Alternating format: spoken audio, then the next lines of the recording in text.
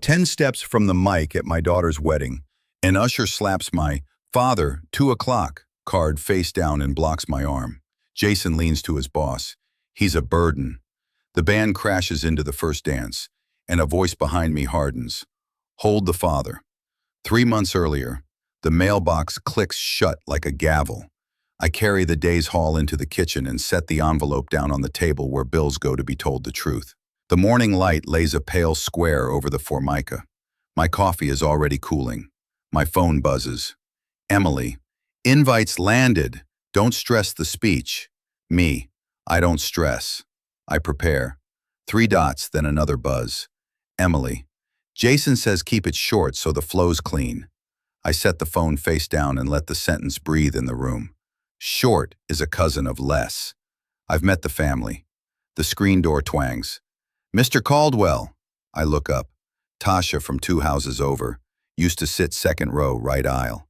Now she's in scrubs, badge turned backward by the wind. Still teaching lessons? She grins. Trying to, I say. Audience keeps changing. Same test though, she says, heading for her car. Respect. See you around. The door springs shut behind her. The kitchen goes quiet in the way that makes a clock louder. I turn the envelope.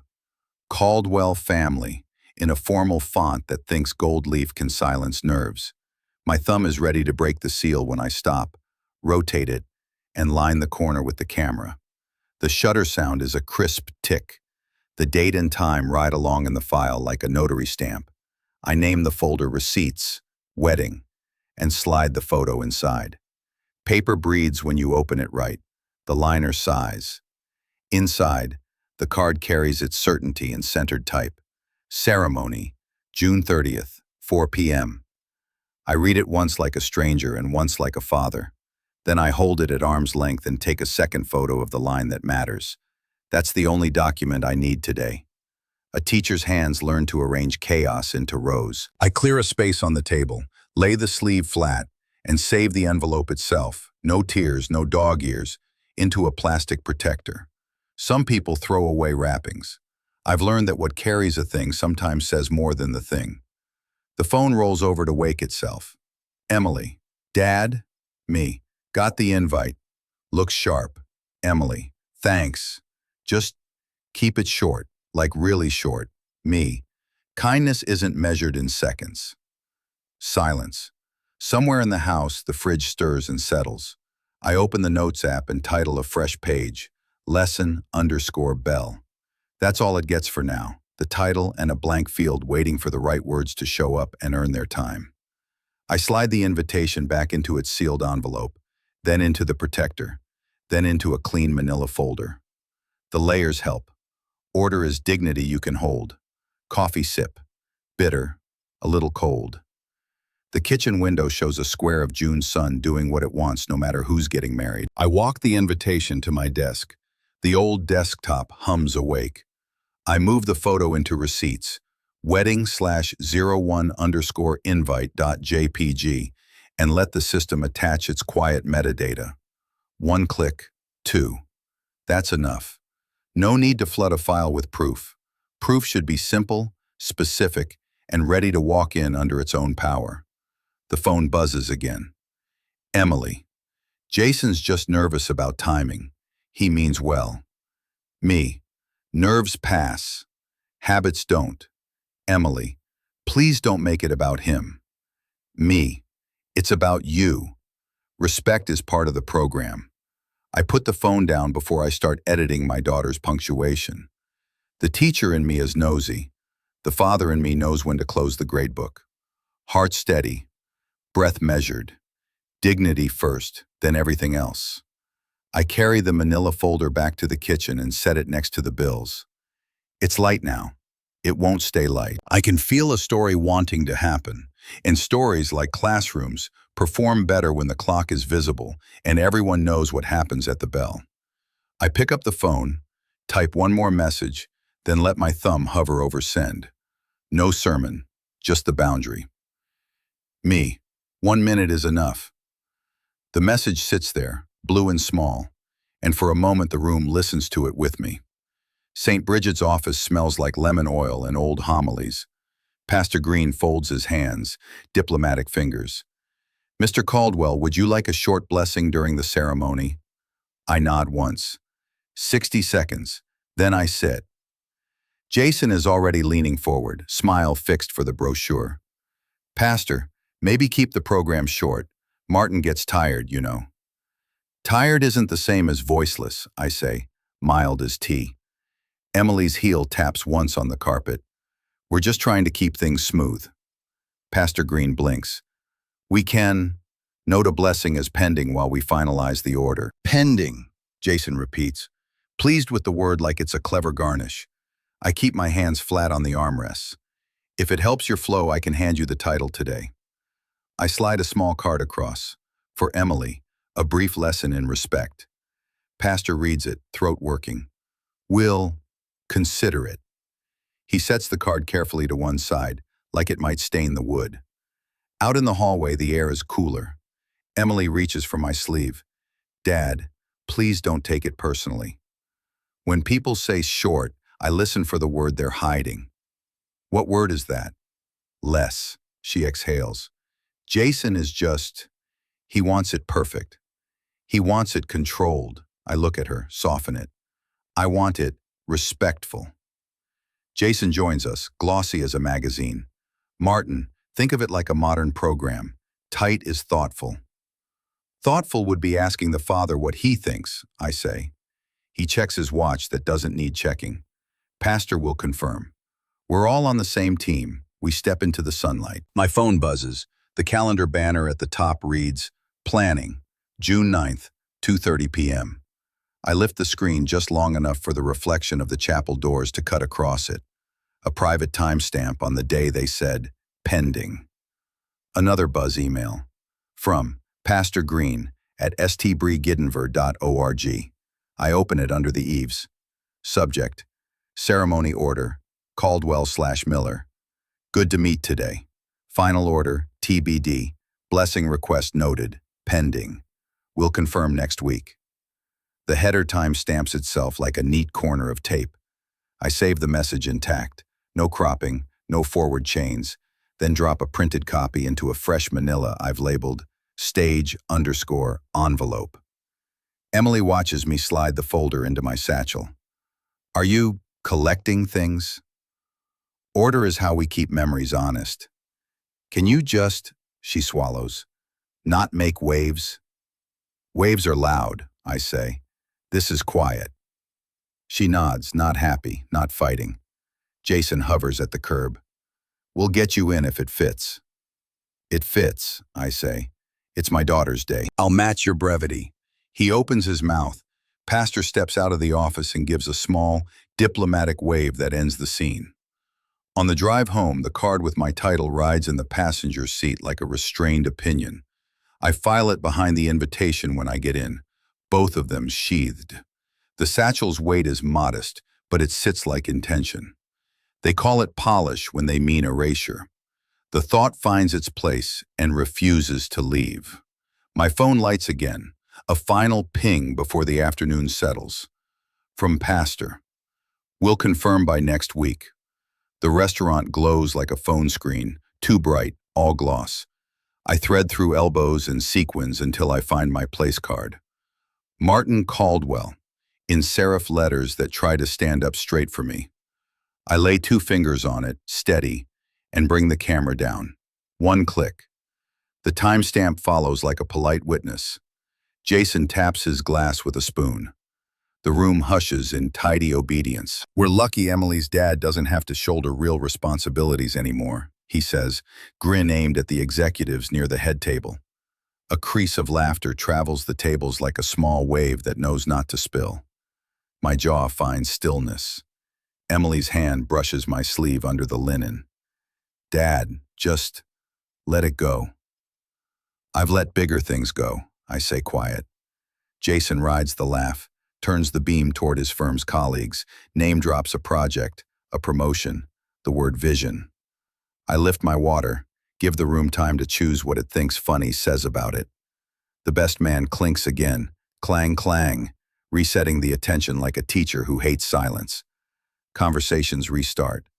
The moment retreats without being answered, leaving me framed as the one who can't take a joke. I lean toward Jason's shoulder, my voice where only he and the linen can hear it. You mistake quiet for empty. He chuckles like he's still on stage. It's a party, Martin.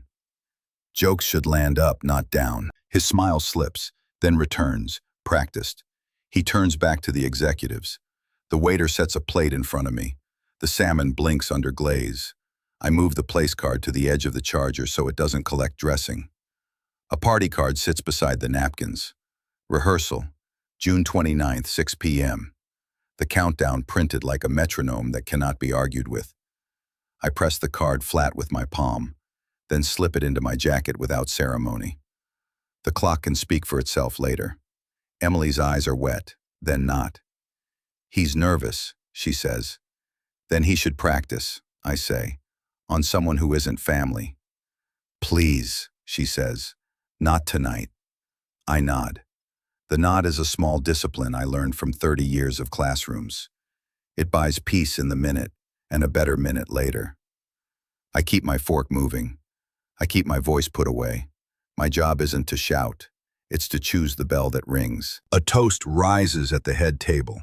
Someone tells the story of a ski trip, a rescue involving hot cocoa and a dead car battery. Laughter. I let the noise pour over me and reach for my phone under the tablecloth. The place card photo sits in receipts, wedding as 03_engageplacecard.jpg. The EXIF stamp has already tucked itself in without being asked. I open my notes app and type a title, lesson_bell. Then I set the alarm for the day before the ceremony, 5:30 p.m. A quiet ping to remind me that the bell I choose has to ring exactly once and ring true. The screen dims. The room brightens. Jason's voice rises for another anecdote about drive and youth. I let it pass. I don't need their minutes. I need mine. Later, when the plates are scraped and the cake is posed for photos, I slide the party card deeper into my jacket. The place card I leave on the table where it can do its last job. Hold space and tell the truth about who sat here when the jokes went down. Back at home, the kitchen light is a gentler color. I don't open the manila folder yet. I set my phone face up by the fruit bowl and watch the alarm confirm itself on the calendar with a small, unshowy check. Lesson_bell. Tomorrow -1, 17:30. The ringtone cuts through my study like a metronome I didn't set. I take it on speaker and keep my voice even. 2 minutes, I say, not a takeover. Copy, Maya says. Send your title. I'll email an acknowledgement. Father, 2 o'clock. So we're aligned. Title is For Emily, a brief lesson in respect. There's the light tap of keys. Nice line. We're tight on transitions. Tight's fine, I say. Tight isn't silent. She exhales a smile. Watch your inbox. The call drops. My phone buzzes again. Emily forwarding a thread. Jason, let's keep speeches tight, especially Martin's. He tires easy. Emily, he can handle it. Jason, we want clean optics. I type back to Emily. He didn't mean it, is a polite cousin of, he said it anyway. I grab my jacket and step out. The corridor's AC hums like a held note. 2 bridesmaids skim past, perfume trailing. Is that her dad? One whispers. Total faculty lounge energy, the other says amused. I clock it and keep moving. If they trim my words, I'll grow the proof instead. Outside, the sky has that rinsed June color that makes anything printed look official. My phone pings. From maya.ortiz@stbrigids-events.com. Subject, program. AC, father, 2 o'clock. I open it under the awning.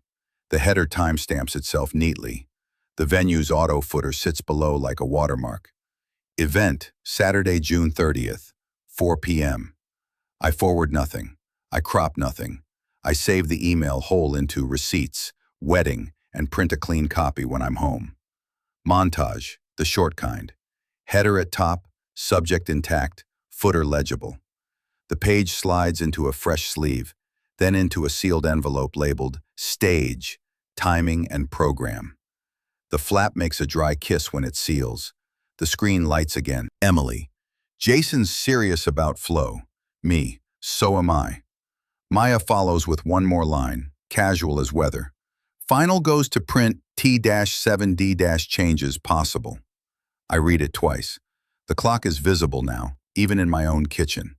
Emily's foyer smells like hairspray and hope. Bridesmaids orbit in soft colors while Jason posts himself by the door like a concierge. Martin, he says, smile practiced, let's aim for a neutral suit. We don't want anyone thinking you wandered in from the faculty lounge. The nearest bridesmaid laughs into her wrist. Emily winces. Neutral is fine, I tell him. Silent is not. Of course, Jason says, palms up. We're optimizing flow. Flow doesn't substitute for respect, I say, just as mild. Emily slides between us. Please, it's been a long day. It will only be 2 minutes, I say. Then I sit. 2 minutes can feel long, Jason says, still smiling. Not if they're earned. I step past him, kiss Emily's cheek, and let the door close on the lobby chatter. On the way out, I text her. Proud of you. See you soon. She hearts it, a small white flag. At home, the house is a quiet I trust. I set my suit on the back of a chair and stand at the hallway mirror. The yellow sticky on the glass reads, T-14D, finalized lines. The clock on my phone says 4:10 p.m. I open a document and keep the window narrow enough to see my own face beside the cursor. 4 lines. 60 seconds if spoken like a person, not a commercial. For Emily, a brief lesson in respect. Line 1, gratitude that names her by name. Line 2, respect is what you practice when no one important is watching. Line 3, love, brief and unbartered. Line 4, blessing, then silence. I read it once, shave 3 words. Read it again. Breathe. If I'm allotted seconds, each will land like a bell. I print a single page. The machine hums, and the sheet slides out with a slim footer the system adds without asking. Date, time, file name. Good. Clean. I lay the page by the mirror and read it aloud at a human pace. 58 seconds on the phone timer. Then 55. Then 61 because I let the last syllable breathe. I trim 2 words and print a second page. The footer shows its neat little timestamp like a witness who doesn't tire. I set the first print behind the second and take a photo of the page on the dresser. More habit than need. Then I stop. 1 visible proof cue per chapter is a rule I can live by. I delete the photo and keep the paper. The sealed envelope waits at eye level on the dresser, puckered with the invitation behind its window. I slide the blessing page into a protector, then into the envelope behind the invite. Order before argument. The packet makes a dry whisper as it settles. I dial Emily. She picks up on the 3rd ring. Hey, 2 minutes, I say. I timed it. I know, her voice is small. Can we do beige tomorrow? Jason keeps saying neutral. I'll wear a neutral suit, I say, not a neutral spine. Dad. Emily, I won't make a scene. I'll make a point, then I'll sit. Silence. Then a sigh that sounds like trying. Okay. Get some rest, I say. Big week. After we hang up, I replace the sticky on the mirror with a fresh one. T-14D. Lines locked. And tape it straight. The printer tray is open. I gather the extra page and feed it back in so nothing lies around to become someone else's story. Then I sit with the page I kept and read it one last time. Just enough to know that the pauses carry their own weight. The phone pings. Jason, in the group thread.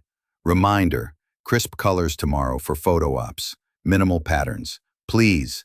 I type a reply to him directly. Neutral doesn't mean invisible.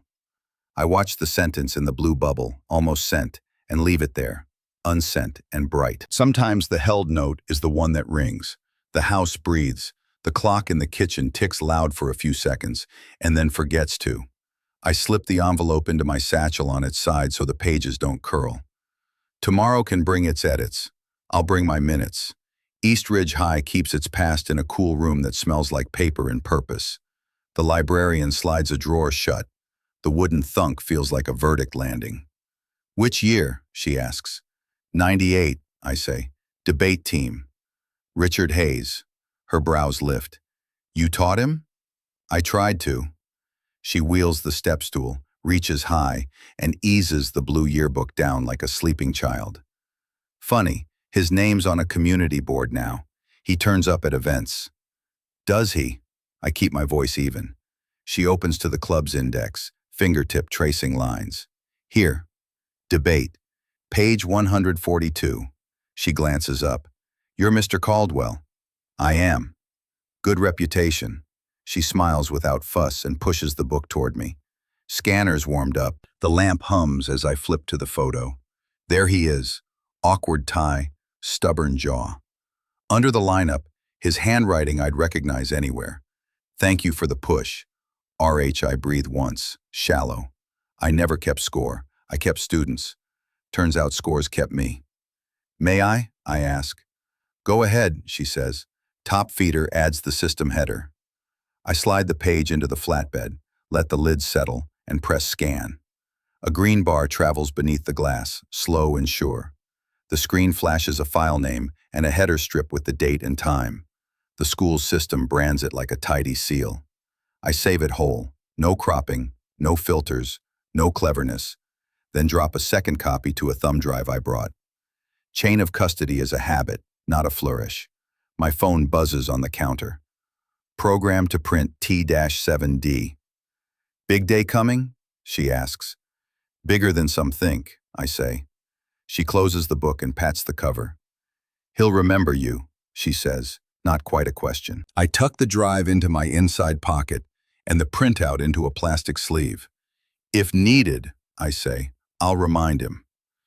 Back home, the garage smells like oil and camp chairs. I pull 2 bankers' boxes down and skim past old lesson plans until I find a small stack of debate ballots. I let the paper talk to itself for a minute, then choose nothing. The yearbook line is plenty. More proof won't make the right people listen. Clean proof will. I carry the sleeve inside and sit at my desk. The scanner from school did its job. The header is crisp, the time clear. I name the file 06_yearbook_RH_scan.pdf and drop it into receipts, wedding. The printer rattles once and feeds out a single page. I keep the upper inch of the header visible and don't stage anything around it. Paper doesn't need a spotlight to tell the truth. The sealed envelope waits. I add a new sleeve labeled Stage, History, and slide the page in behind the invitation and the blessing. The packet has a shape now. Invite, timing, voice, history. It makes a different sound when I set it down, thicker. My phone lights with a missed call, Emily, and a voicemail dot. I press play, then pause before the voice begins. I can feel the plea and the weight of the pause itself. I call back. She picks up, windy. Hey, Dad. Can we not make a scene? I'm building a record, I say. Records sit quietly until they're asked to stand. She lowers her voice. Jason's edgy. The rehearsal is going to be crowded. I'll surprise no one, only remind. A beat. Okay, she says, not persuaded. Only relieved the conversation is brief. I'll see you tomorrow. Get some sleep, I say. We hang up. I look at the envelope a long time, then put it in the satchel where it rides flat. When I reach for my keys, my thumb brushes the voicemail dot I didn't clear. I let it stay, unread, like a warning flag I already know the color of. On the desk, the monitor's sleep light ticks. The scanner lamp has cooled. The room is plain again. I set a sticky on the top of the envelope. History, ready if asked. No bravado, just readiness. The phone hums again, a second voicemail from Emily, time-stamped a minute later. I don't hit play. We need to talk before rehearsal. St. Bridget's garden keeps a thin path of crushed granite that argues with dress shoes. A rosemary hedge throws clean scent at the evening, like someone opening a fresh notebook. Emily walks between us with a trial bouquet clutched too tightly. The ribbon leaves a dent in her palm. Next week, Dad, she says careful. No surprises. No surprises, I say. 2 minutes. Then I sit Jason's. Smile is the kind that photographs well and listens poorly. He checks my tie as if my neck were an unproofed paragraph. Let's agree. No ad-libbing. Flow over feelings. Feelings can stand inside flow, I answer. He raises a palm to the air, benevolent referee. The night isn't about you. It's about her, I say, tipping my head to Emily. And respect. Respect includes the father Emily's eyes ask all the questions she doesn't feel safe saying out loud. Please don't make it about him. I won't, I tell her. I'll make it about you, briefly. My phone buzzes in my pocket. Maya. A photo blooms on the screen. The draft program. Pencil notes soft as smoke. My line visible. Father, 2 o'clock. Above it sits a small witness. 7:04 p.m. I let Jason see it because truth shouldn't flinch. Drafts are drafts, he says, grin tightening. We can finesse. At the top, I say, it reads what it reads. A thin note sits at the footer. Print. T-7D. No need to wave it. Paper hardens soon. That's all the reminder anyone honest needs. Emily inhales. Exhales. Can we not do this right here? I'm not starting a fight, I say softer. I'm stating terms. Jason's voice drops for just us, the garden swallowing the edges. We need clean transitions. VIP remarks will run long. If they do, we'll... He searches for a pleasant verb. Adjust. Clean doesn't mean erasing, I say. Fix doesn't mean erase. He lets silence do the smirking. Don't be the story. I'll be the lesson. Emily's grip loosens. The ribbon springs back. Both of you. Please. We walk to the edge of the path. 3 shadows braided and then separating where the gravel fans out. The rosemary scratches my cuff like a polite protest. Past the hedges, a pair of guests-to-be try on the venue with their eyes. One of them glances at me and looks away fast, the way people do when they're not sure if you're staff. I thumb open the photo again. I save it whole. No cropping, no filters, no second image, and file it to Receipts, Wedding. A draft should be expectation in pencil, visible to anyone who wants to pretend it wasn't there. 2 minutes, I say, meeting Jason's eyes. Then I sit. If it fits, he says, kindness lacquered over control. We'll see how it lands. Emily searches my face for heat and finds discipline instead. That's all I can give her now.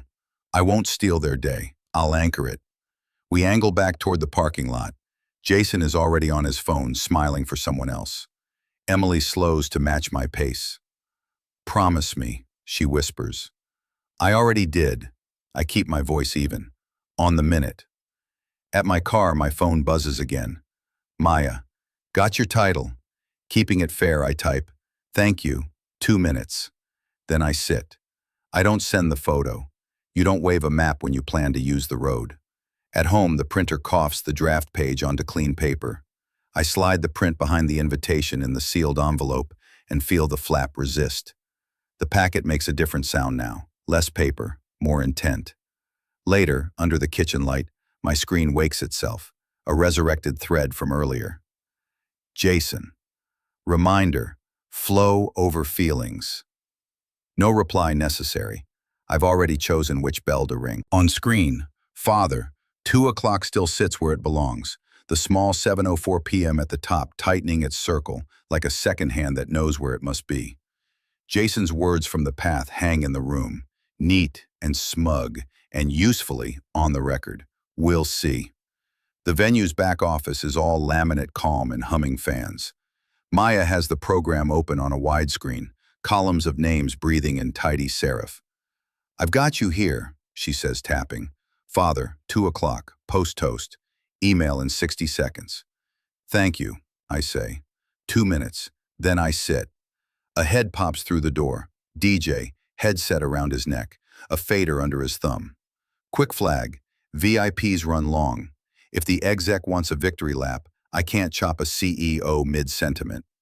Maya doesn't look up. We're on a clock. Copy, DJ says, then winces as a test tone chirps from his board. Just saying, if we slip, we'll steal from somewhere. The card still reads Father, 2 o'clock, I say. He nods, neutral.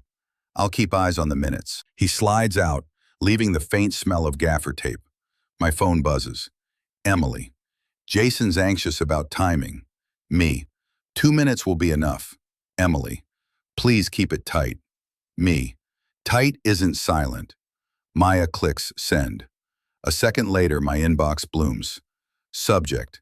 Final program. Print. I open it. On the attached PDF, the cursor sits still while she scroll stops so the frame shows everything we need in one shot. The line with father, 2 o'clock, exactly where a father ought to be. The small italic VIP caveat right beneath.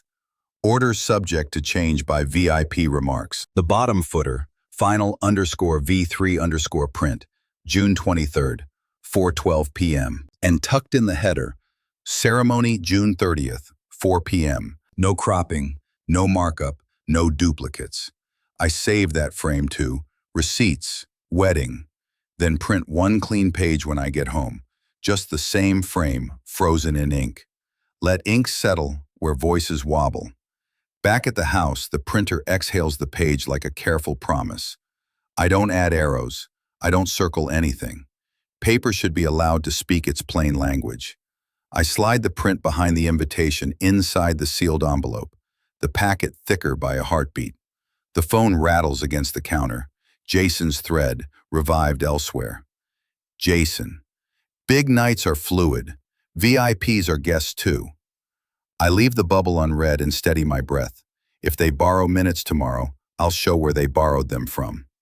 The office light clicks off on a timer and the room turns soft. I lift the program page again, not to reread it, but to confirm the geometry of it.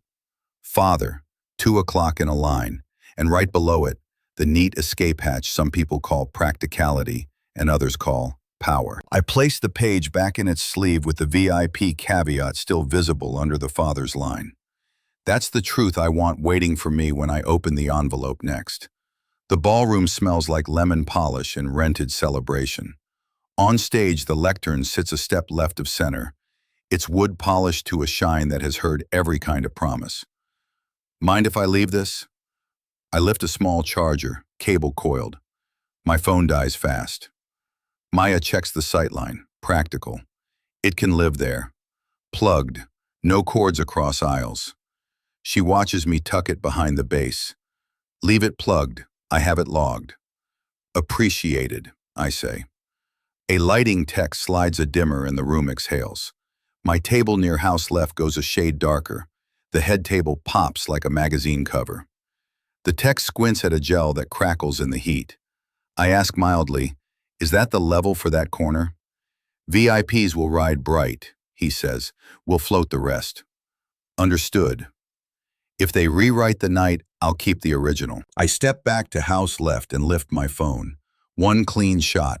The lectern, the charger peeking from the base, the aisle clear. The shutter taps. The EXIF timestamp nests itself in the file like a quiet witness. I take no second angle. I save the photo to receipts. Wedding as 09_lectern placement.jpg and move on. My phone rings. Emily. Walk through okay? She asks. Smooth. No surprises? Her voice rides the air like a balancing act. 2 minutes, I say. And receipts. Dad, please. No traps. Proof keeps peace, I say. A beat. I hear her swallow. Okay. Sleep, I tell her. Tomorrow's rehearsal. We end the call. I return to the stage. Mic check? Maya asks. 2 lines, I say, and keep it neutral, the words no louder than a conversation.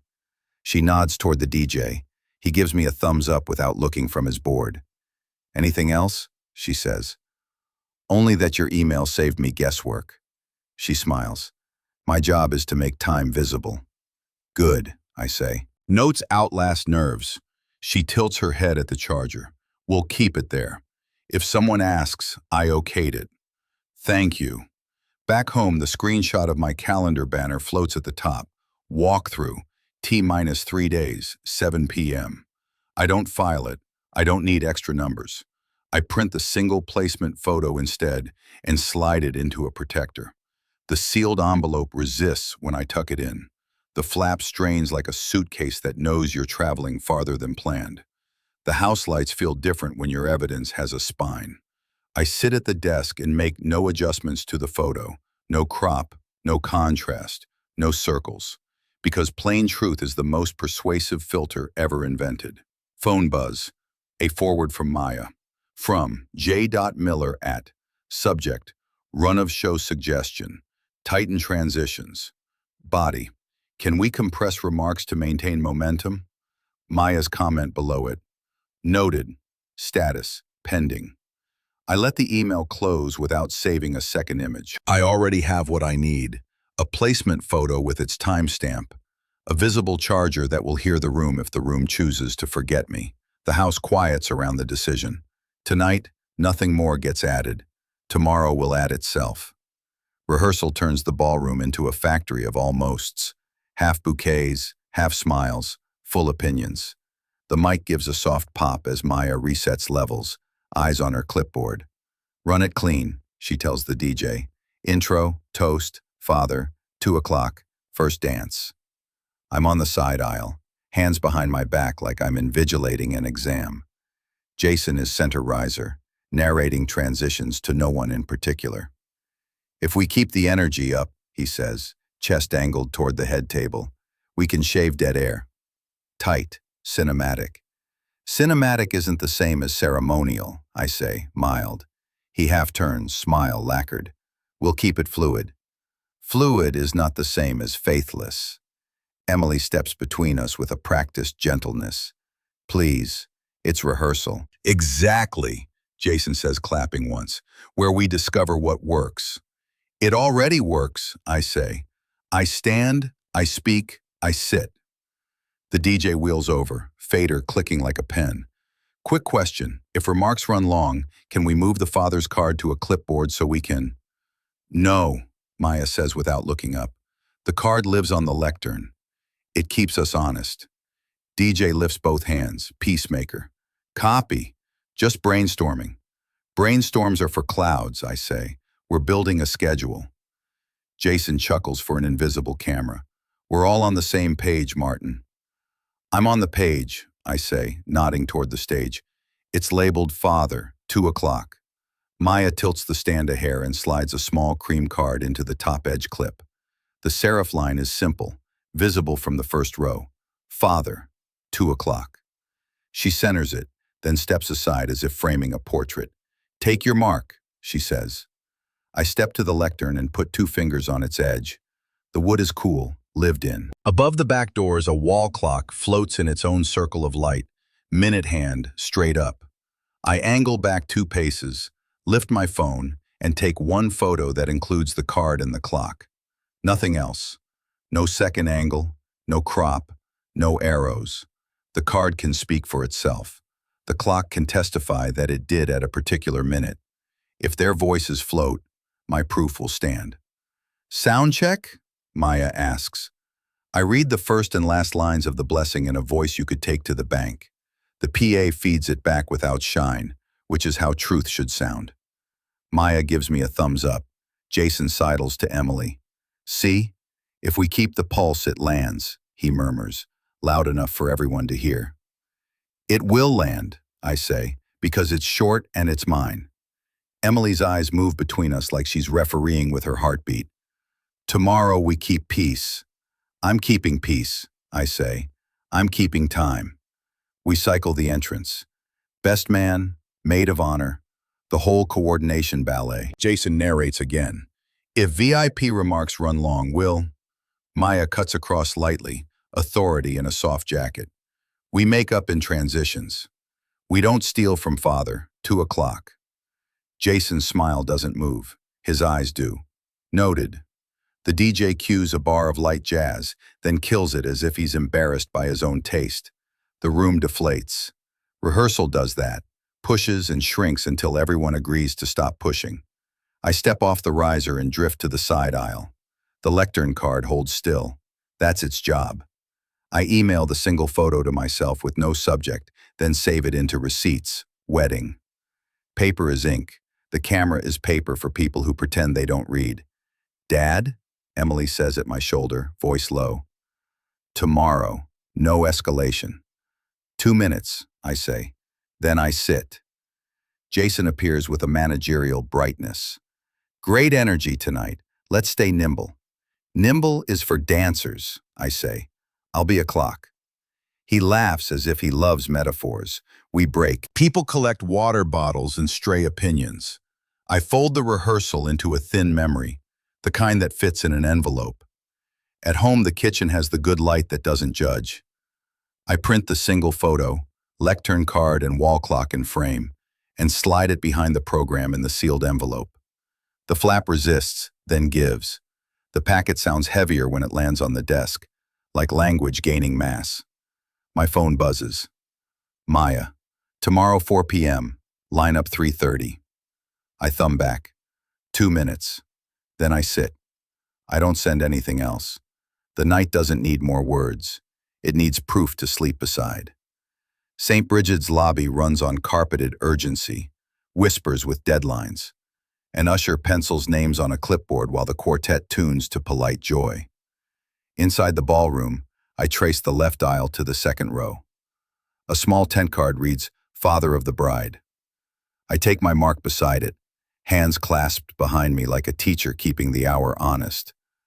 The floor manager lifts 2 fingers. An usher hustles up, tape already stuck to his shirt. He slides a reserved placard from row 3 to row 2, then another from 4 to 3. VIPs arriving hot, he murmurs. Those were ours, I say even. Just keeping flow, he says, not meeting my eyes. Behind us, Jason breezes through the side door like he rehearsed the entrance. Everyone comfortable? He asks the air. He doesn't wait for answers. Emily slips to my side, bouquetless for the moment, fingers worrying a ribbon. Dad, please. It's almost time. Just cooperate. I am cooperating, I say. I'm also noticing. Heels click. The quartet finds their first safe melody. I step half a pace back and line up the exact vantage I'll need later. Not yet. Jason nods at the usher. Make sure the front stays flexible, he says. Then to Emily, stage whisper bright. We're good. I breathe once. They move chairs. I move facts. Maya appears with her headset, eyes taking a picture of the room faster than my phone can. 5-minute call, she says to no one and everyone. Then, to me quietly, line up at 3:30. I'll be where you put me, I say. Good, she says, and vanishes back into channels. The usher returns with a new instruction, softer this time. Sir, could we stage you near the side doors? Easier for transitions. Staging isn't seating, I say. My card is here. Understood, he says, not moving the card. Just for lineup. Then for lineup, I agree. Before we move, I lift my phone from the same spot I marked in my head and take the before frame. The second row, the Father of the Bride tent card, the aisle sightline. No commentary, no zoom. I lower the phone and step away. We drift to the side doors. The usher doesn't lead, he tides us there. A minute later, the same usher parks 2 gray-haired executives and their spouses in the seats that used to be mine by proximity. Jason is already there to welcome them, laughing at a joke I didn't hear. Dad, Emily says, reading my face. Please. I nod. Nods are easier than speeches and often more dangerous. Line up now, Maya calls. We hold position. I angle back to the exact mark from the before shot and take the after. Same aisle, same seats, different occupants. My tent card now nudged to the end of the row, half hidden by a program. The camera clicks. I don't take a second angle. I open a simple tool and stitch the 2 frames into a single composite, then toggle the timestamp overlay so one neat time sits at the top corner. 1 document, 1 clock. Everything okay? Jason says lightly, as if he's a friend checking on a neighbor. Everything documented, I say. He smiles, shows teeth, moves on. I pocket the phone. No cropping, no circles. The truth is best without handwriting. By the seating board, the usher pretends he can't see me. It's a useful skill at events like these. Maya drifts past again. Our eyes catch. She sees enough and says nothing. That's the promise we made without words. She keeps time. I keep record. Emily touches my sleeve. Please don't. I won't, I say. 2 minutes, then I sit. The quartet swells and the doors from the lobby crack open to let the event begin breathing. Jason steps close to Maya, voice pitched for both of us to not quite overhear. We'll keep Dad flexible. Emily hears it. I hear it. The usher hears it. I do not answer. I let the sentence hang in the conditioned air until it grows its own weight. St. Bridget's stage apron hums with last-minute certainty. Mic checks, a shoe being traded for flats, the quartet smoothing a squeak into silk. I stand at the wing and watch the lectern the way sailors watch a lighthouse, not because it's pretty, but because it tells the truth. A florist wheels in a tall, dripping arrangement and parks it directly in front of the lectern. For symmetry, she says, nudging wet stems until leaves shadow the card clip. Maya appears, headset tilted like a crown she didn't ask for. We need the sightline. She slides the vase 6 inches left. The glass clinks. The card clip breathes again. The florist smiles a polite, nope. It looks empty if the center's bare. Then let the center be honest, Maya says, tone cordial and final. Jason glides in on timing he thinks is invisible. We're making tiny tweaks, he tells the air. Keep it fluid.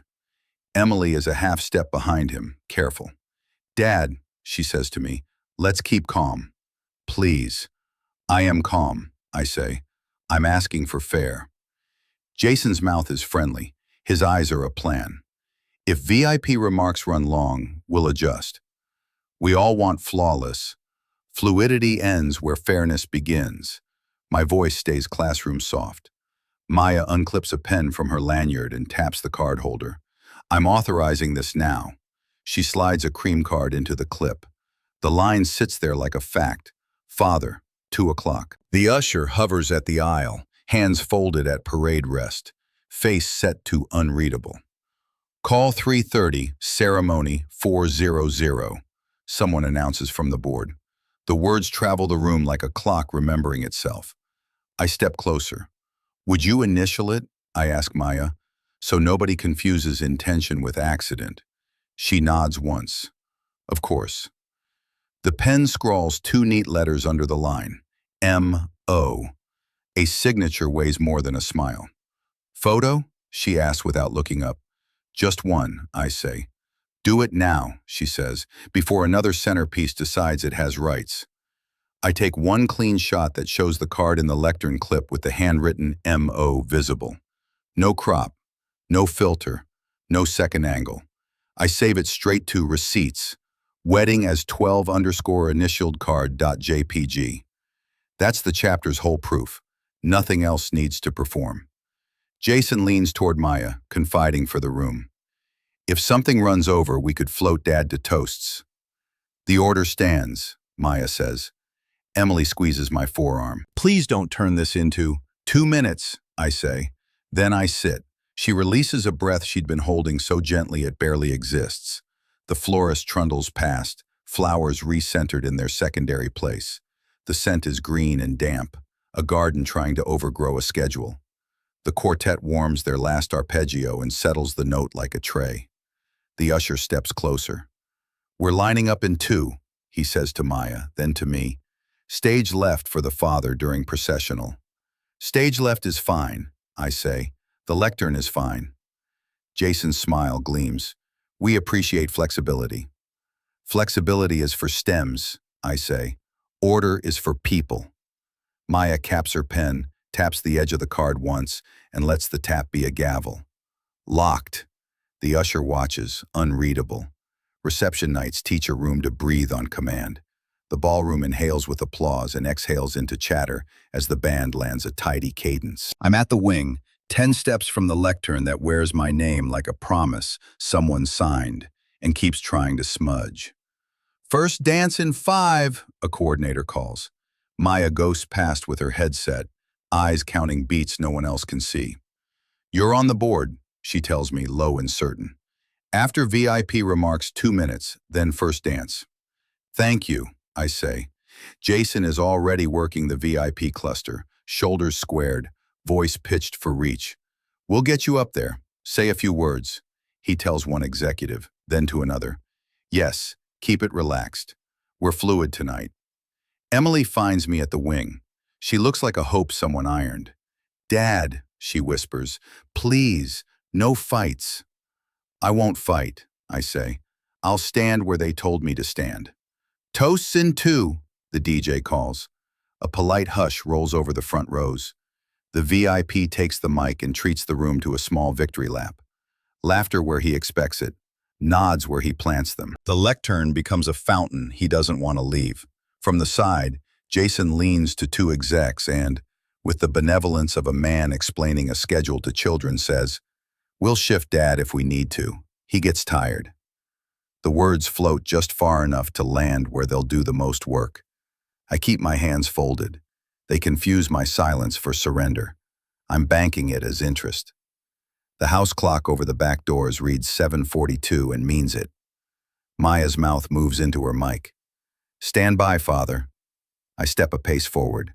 That's when the photographer slides between me and the aisle, flash ready, eyes scanning angles.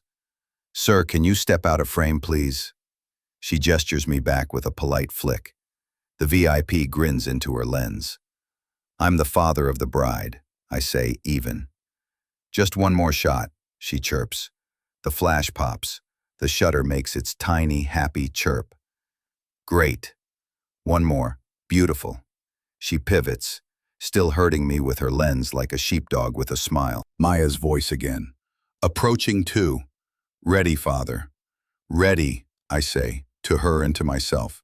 The VIP doesn't end so much as he drifts to a stop in his story, like a man who has never been told what a minute is. Applause. He pats Jason's shoulder. Jason pats back with the confident rhythm of someone who keeps time with other people's moments. Maya lifts her hand toward me, palm up.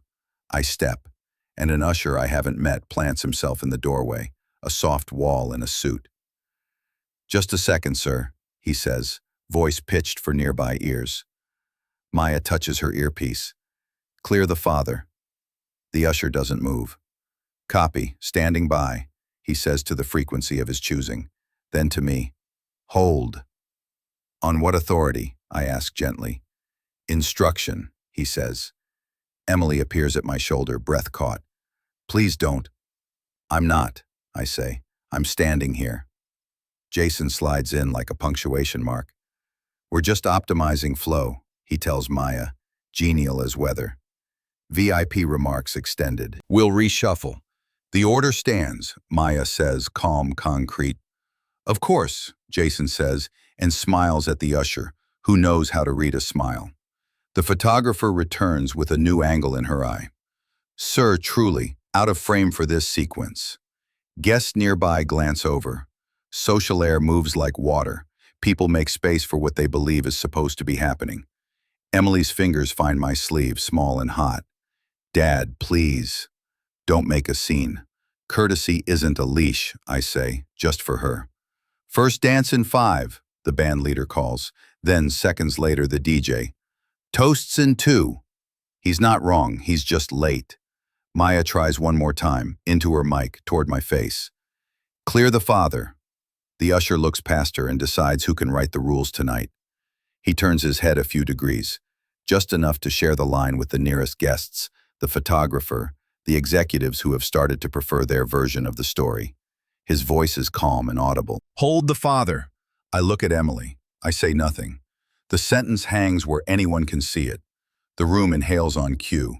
The wing smells like flowers trying to win an argument. The room cycles applause into chatter and back again, a trained tide. I stand where the aisle pinches down to the stage door, 10 steps from the lectern that carries my name like a promise someone keeps face down in their pocket. Maya's voice in her headset. "Stand by father after VIP remarks." "Copy," someone says. Jason is doing laps with the VIPs, all open palms and air chop charm. "We're fluid if anything runs," he says, smiling the smile you use when you're moving furniture you don't own. Emily touches my sleeve. "Dad, please, don't push, I won't bruise their night," I say. "I'll etch what happened."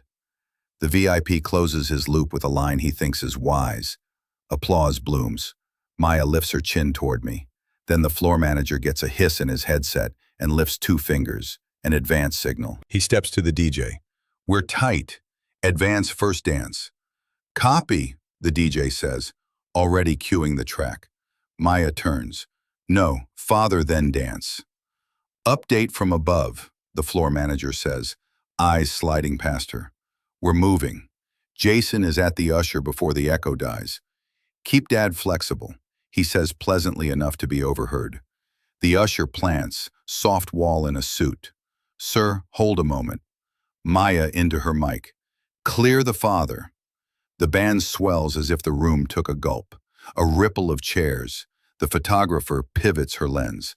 Family to center, she calls, and then seeing me adds, immediate family on the floor, please, which is a sentence that knows how to exclude without saying so. Jason leans toward a cluster of executives and gives them the bedtime story. We moved, Dad. He was fading. We'll record him later.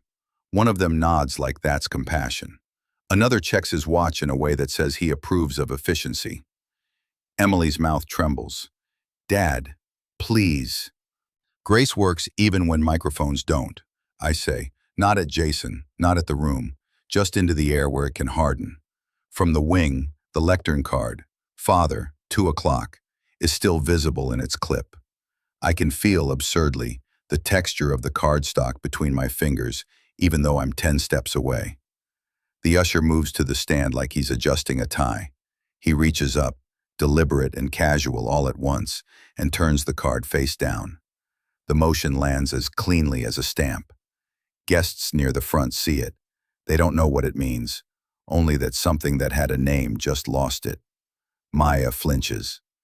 That's not authorized, she says, too low for the room and too late for the moment. The ballroom clock over the back doors reads 7:58. It doesn't care who's talking. First dance now, the DJ calls, joyful and wrong. The band hits the downbeat and the floor rushes toward the couple like a tide finally allowed to reach shore. The photographer barrels through the wing. Dad, center or off, clear the aisle. She says it kindly, like a favor. I'm clear, I say, stepping half a foot back so that politeness has nothing left to ask for. Jason slides by, a hand on Emily's back as if he invented chivalry. We'll circle back, he says to me, eyes forward. We won't, I say softly. He doesn't hear it under the music, or he hears it and files it under things he plans not to respect. The couple takes the floor. Phones lift. The usher holds his post at the door. The card stays flipped, the small beige face of a decision someone didn't want signed. I feel the weight of the sealed envelope in the satchel at my shoes and touch its spine once the way men pat a jacket pocket to confirm a passport. Not to use it, to remember it exists. Maya pushes against the current to the lectern, fingertips whitening on the edge. She writes the card, then stops herself halfway, a practiced professional calculating the cost of a gesture, then lets it lie. Our eyes catch. Jason is already narrating to the VIPs again. We'll grab Dad later, after cake. Cake in 10, someone announces, proving that lies can schedule themselves. Emily's dress glows in the circle of attention. I let it. That's her light. It should not have to argue with mine.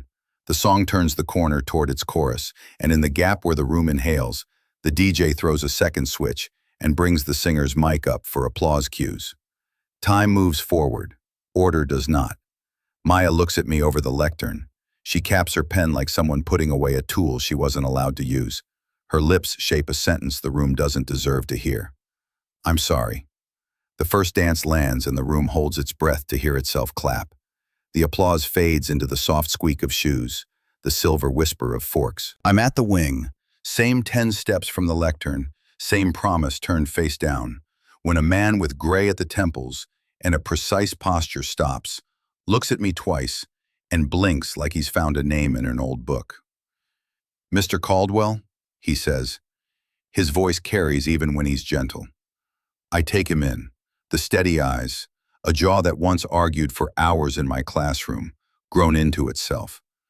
Richard Hayes. His mouth opens and the boy I taught stands there. Sir, you wrote my REC. You kept me after to fix my thesis until it worked.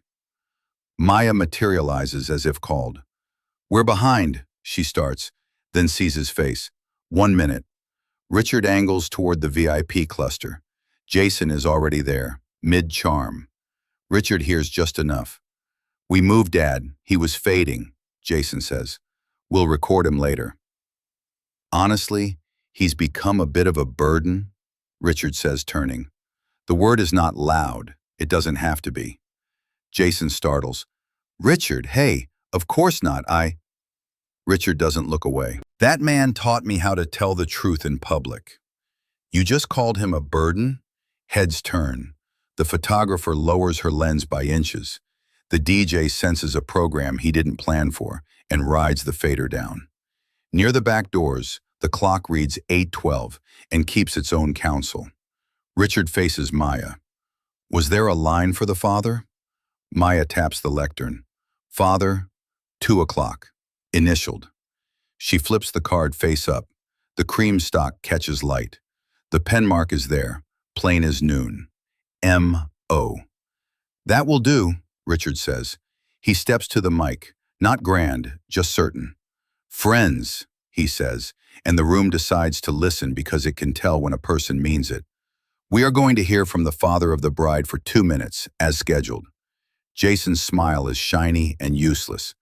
"Richard, we're tight, perhaps after cake." "Jason," Richard says, still not raising his voice, "bring the father forward. Then you'll apologize. On mic." Color leaves Jason's face like a tide that has somewhere better to be. He nods, jerky. "Martin, Mr. Caldwell, this way." Emily's fingers close around my wrist. "Please," she whispers. No gloating. "Only thanks," I say. We walk the 10 steps together, Jason a step ahead and shorter than he seemed a moment ago. The usher peels away without a word. Maya meets me at the lectern, sets a palm on the card as if blessing it. She leans in. 2 minutes, exactly. "Exactly," I say. Richard stays near, not looming, simply present. The room arranges itself around the idea that fairness can still happen. I put my fingers on the lectern's edge. The wood is cool, steady. I breathe once. "Thank you," I say to the room, and to the one person in it who remembers a Tuesday afternoon in 1998. "I promise 2 minutes. I look at Emily. "You have made something beautiful tonight." I let the line stand. "Respect is what you practice when you think no one important is watching." A ripple passes through the executives. Some of them blink. "I am proud of you, and to the man who joins our family, may you love my daughter with patience and with attention, the twin lights that never show up in photographs and matter the most." It takes less than a minute, when you don't waste any. I close with what a blessing is supposed to do. Bless. May your first argument be brief and honest. May your apologies be fast. May you carry each other's ordinary, silence holds, then the clean kind of applause, the kind that has nothing to prove. I step back. Dignity returned isn't loud, it's exact. Richard is already there, the mic angled toward Jason. Jason swallows. His smile finds no purchase. He looks at me, then at the room he wanted to conduct. "Mr. Caldwell," he says, the words gathering themselves one by one. "I'm sorry. I minimized you. I was wrong." He turns to the guests. "I owe you all the truth. I tried to cut his moment for optics. That wasn't respect." His voice wavers and decides not to hide it. "I'm sorry." The room doesn't cheer. It adjusts, which is better. I nod once.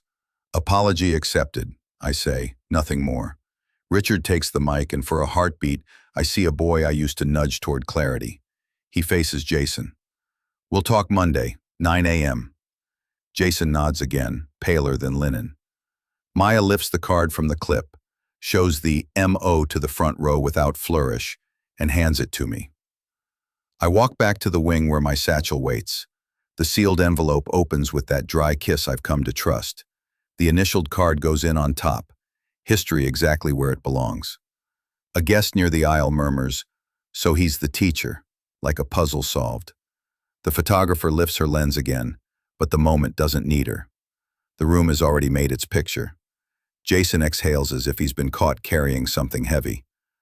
I consider the line he almost used tonight, and let myself have a single, clean mercy. A burden, I say, quiet enough for just us, doesn't carry classrooms. He nods, which is its own confession. I find Emily. She presses her forehead to my cheek, laughing a little because crying in makeup is expensive. Thank you, she whispers. Always, I say. The band strikes a brighter chord, and the evening remembers it is a wedding. Monday morning has the sound of dishes that know their job. I rinse a mug and check the time like a man counting to calm. The meeting was set for 9 a.m. I don't pace. I let the hour do what hours do. At 9:37, my phone rings. Richard. Mr. Caldwell, he says, we met. How did it go? He doesn't dramatize. I laid out what I heard and what I watched. Jason acknowledged it. HR joined for the last 10.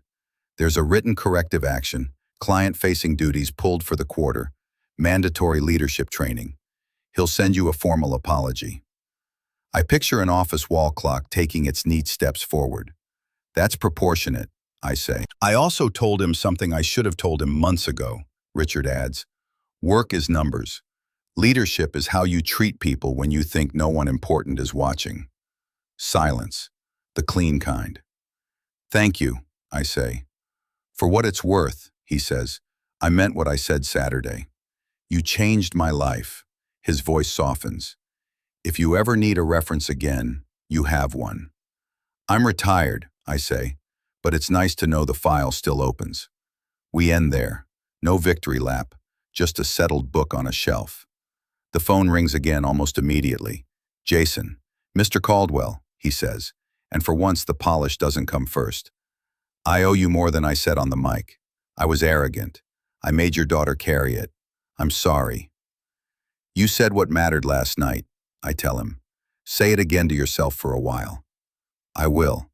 A meeting can't fix a habit, I add, even in plain, but it can set a boundary. Yes, he says, I understand. We hang up. An email lands a breath later. From R. Hayes at. Subject, Saturday follow-up. I open it. The header reads Monday 9:43 a.m. and the body is the right length. 3 points, no embroidery. Apology was made on mic. Affirmed. Corrective action documented. Responsibilities adjusted for the quarter. Respect for the father's role affirmed in front of staff. I don't forward it. I don't annotate it. I save it whole and print one page so the header timestamp rides with the words. The paper slides out cool and self-contained. I tuck it behind the initialed card inside the sealed envelope. The packet makes a thicker sound now. Record instead of argument. Emily calls. Dad? I'm here. I heard from Jason. He said you were kind. I was exact, I say. She exhales. Can we keep it off the group chats? No posts, no triumphs, just peace. This ends at the drawer, I tell her. Thank you. A pause. And for Saturday. Always. We hang up. The house is the kind of quiet that isn't empty. It's finished. I carry the envelope to my office and slide open the bottom file drawer. The label on the front reads, Receipts, closed in the handwriting I use when I mean it. I set the envelope in the back, not in the front where temptations live. I close the drawer gently and let it settle until the wood answers back with a low, final click. Justice, when it lands, sounds like furniture settling. I sit for a moment with my hands flat on the desk. Outside, a delivery truck mails its brakes to the block and moves on. Inside, nothing moves. That's the point. By Monday, the noise was gone, and the message remained. Patience can be blunt without raising its voice. At my daughter's wedding, I learned again that truth doesn't shout. It arrives with receipts. I'm no burden. I'm a ledger balanced in public. I slide the sealed envelope home and hear the paper hush. Final. If you enjoyed this story, don't forget to like, share, subscribe, and comment your thoughts below. Type 1 if you resonate with this story.